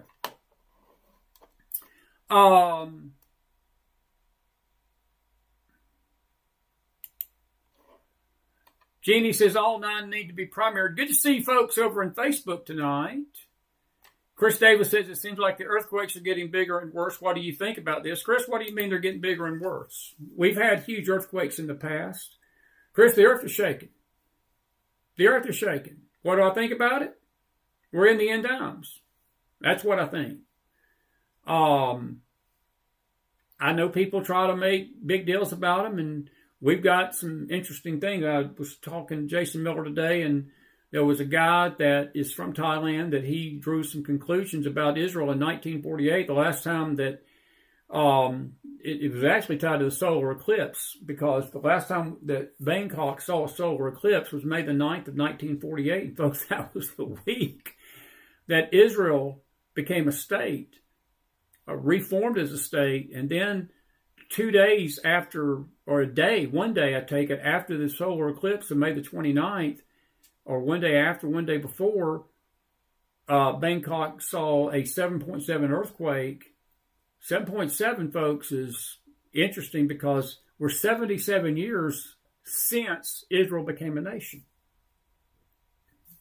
So, what do I think about it? It's not so much they're getting bigger. I think they're getting more prophetic. I think that they're in diverse places, just like Jesus said they'd be. And I do believe God speaks through them if we'll listen. But it's an interesting take. And Cleo sent me something about it as well. And I was sort of looking at the two. I was putting the two together. I was sort of trying to gel the two together. And it's very, very, very intriguing of the connection to Israel. But I think it also has to do with, in June of last year, to a degree, I'm not saying this is the exact reason why this happened over there, but Bangkok, Thailand became the first Southeast Asia country ever to legalize same-sex marriage. Other Southeast country nations would never do it. They're Buddhist, and they would not put their approval on such. And I think what was chilling to me was watching the video of the people march down the streets of Bangkok with that. They had just a huge gay pride flag, and you could hear the screaming and the rejoicing, and the people were just going crazy. And in the video of the earthquake aftermath, it was so eerie that it's the same street. Looks like a war zone. Looks like a war zone after this earthquake. It's not so much about being bigger, I think, Chris, as much as they're being prophetic, because we're getting close to the end. And the earth is shaking. And it's going to keep shaking. These tornadoes tomorrow, folks, is the sign of an earth. Chris Quilla sent me a message tonight, and she told me, she said, the earth is shaking, buddy. And it is shaking. It is shaking. She's right in the heart of this, and I told her to be safe. And all you folks in Indiana, Illinois, Natalie, Chris Corbin, all of you that we love so much. We got so many listeners up in that area. And we pray for all of you that you're safe tomorrow, because this is going to be some dangerous weather. But that's my take on it, Chris. That's my take. Anyway.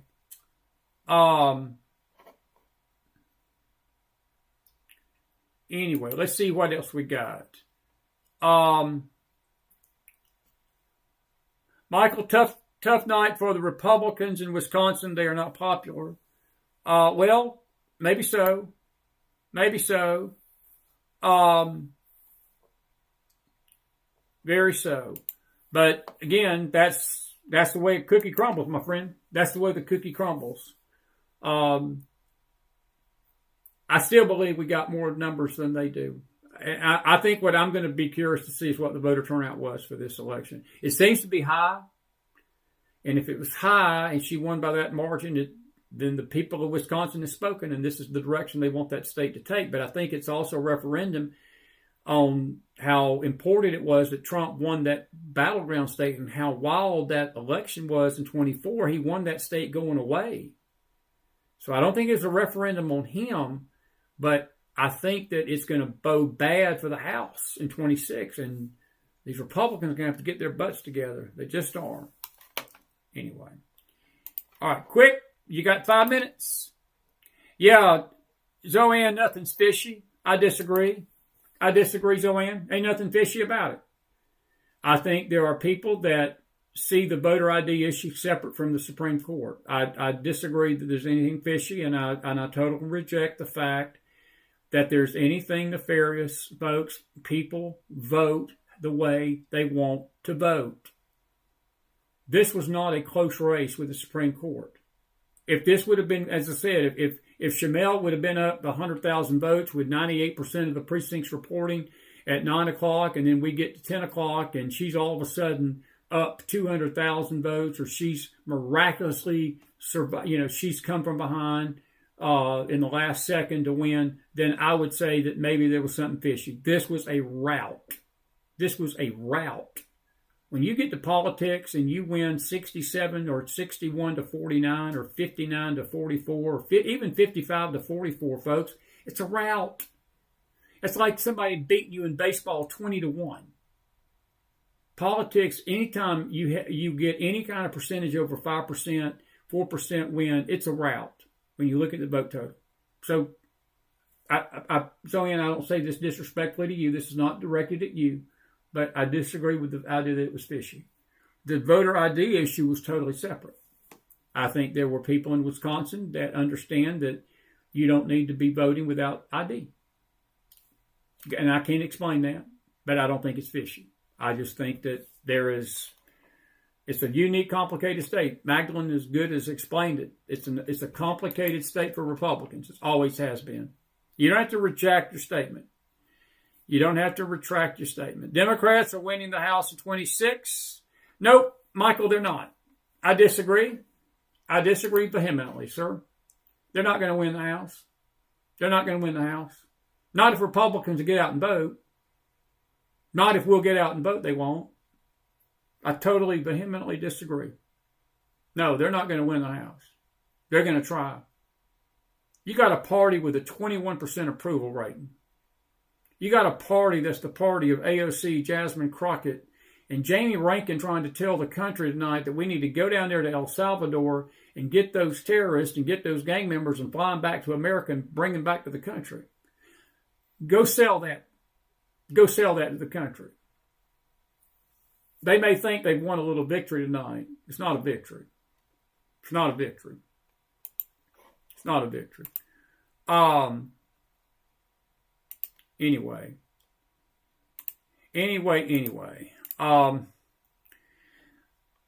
All righty. Let's see what we got going on here. Any questions? Any questions from our Facebook? Corey, you're right. Most districts are red, but it didn't help tonight. I'll agree. I mean, that, and I can't explain that. I'm with you. I mean, I was expecting Shamel to win, honestly. I think my attitude was Magdalen's. I thought it would be close, but I thought he would win. All right, folks, we're right at an hour 57. We got 3 minutes. You got 2 minutes to talk, and I got 1 minute to say goodnight. Please remember, we'll be back with you in the morning on our Face side. We'll be back with you tomorrow afternoon, 2 to 3 on the K-Star Talk Radio. We'll have a weather update there. Tomorrow, I'm sure the weather will be ongoing. These storms will start firing in the morning, and they will just get progressively worse by tomorrow afternoon. We are looking, folks, at a deadly day in our country tomorrow. I'm telling you, this weather situation, you don't need to take it lightly. That's why we do what we do here, folks. We inform you, and we keep you abreast of things that need to be taken care of and remembered and thought about. Pat, the devil's been at work for a long time. Pat and Deb, I don't fear the devil being at work. It doesn't surprise me. It doesn't surprise me. You know, it's just like watching the comments about Israel getting rid of the tariffs instead of the world at large being happy about that. You've got the anti-Semites out there tonight complaining that Israel should not have tariffed us to begin with because we pay for their defense. Well, that could be every single country. Maghdalen Rose beautifully said it. I hope you enjoyed Maghdalen tonight, folks. She nailed it. She was hitting a home run grand slam tonight. We protect a lot of nations that are turning on us and giving it right back to us with these tariffs as if we've never done nothing to help them. Finland, most of those nations in Europe couldn't defend themselves if it wasn't for American money. And then they'll tariff us 700, 300, 400%. So, yeah, the devil's at work, but I don't fear the devil. I fear ignorance more. I'm more concerned about people not being sober-minded right now, Pat and Deb. I mean that. I mean, I'm concerned that we are just, I don't know what part of the last 4 years that we would want to go back to. And if we keep messing around the way we're messing around as a country, that's where we're headed again. And you would have thought that after the nightmare that we've been through, that we would not want anything ever to do with that ever again. And you got some that do. Because they can't be content with what they've got right now. They can't be happy with what we've got now. All they do is complain. Complain, complain, complain, complain, complain, complain, complain, complain, complain. Criticize, knock down, tear down, insinuate things. Instead of just being happy that we got a president in office that's trying to fight for us. And is he perfect? Nope. Is his cabinet perfect? Nope. No, they're not. But they're working with him, not against him. And they're working, I think, for the most part, for the American public. I'm happy with this. I'm not happy with Congress tonight. Not happy with Congress whatsoever. We got 3 branches of government, folks, and we've only got one working for us right now. And it's sad. I'll amen myself on that. I'll amen myself on that one. I will amen myself. Evil does not take a holiday, Carol. It does not. It does not. I'll agree. And so forth. We do pray for all those that are in the path of these storms tomorrow. May you all be protected in the name of Jesus. But you need to be alert, folks. You need to be alert. This is a dangerous, dangerous, dangerous, deadly day ahead tomorrow. All right. Well, listen, may the Lord bless you tonight. We'll see you back here in the morning. McFiles Faith Network. And we will see you back here next Thursday, on this show Thursday night. We'll be back on our face side tomorrow night. Now, if there is breaking news, we'll jump in here tomorrow afternoon. But 2 to 3, kstartalkradio.com is where you can find us on the radio. So please see us there and so forth. May the Lord bless you all tonight. I really do appreciate it. Thank you, Maghdalen. She did a great job. If you enjoyed Maghdalen and the show tonight, put some fire in that house. We are certainly grateful that you've been with us tonight. And let's see, did I lose my... Oh, I know what it is. I didn't lose my opening. It's on this page over here. Have a good night, everybody. We'll be out of here.